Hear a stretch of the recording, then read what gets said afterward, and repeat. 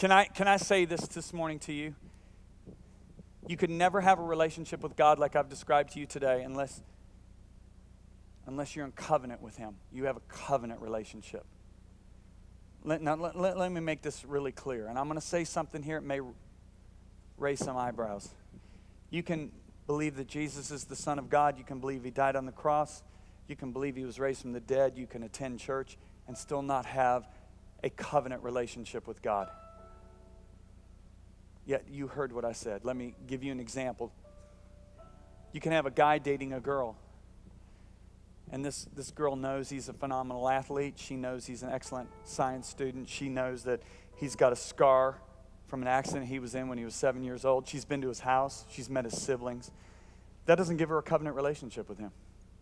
It's not until one day he gets down on one knee and opens up a little ring box. And he looks at her and says, "Will you be my wife? Will you marry me?" At that point, she has a decision to make. She can say no. And if she says no, she'll continue to know about him and his family, but not have a covenant relationship with him. Or she can say yes. If she says yes, that means a couple months later, she's going to be walking down an aisle of a church with a white dress on. And do you know what she's basically saying, what she's communicating by coming down that aisle with that white dress? She's saying goodbye to every man in the human race, except for that one guy standing there waiting for her.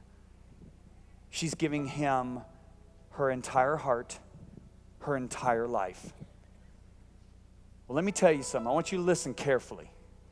When Jesus died on Calvary, that was him getting down on one knee to you and saying, "Would you be my bride, the bride of Christ?" At that point now, we have a decision to make.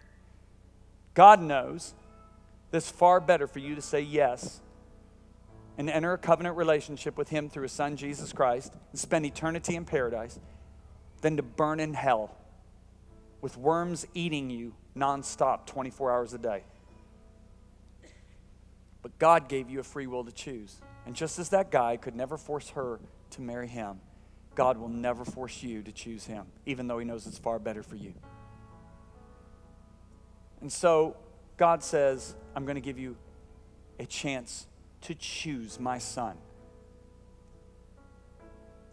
to be numbered in his bride." But you have to choose. Today is the day to choose.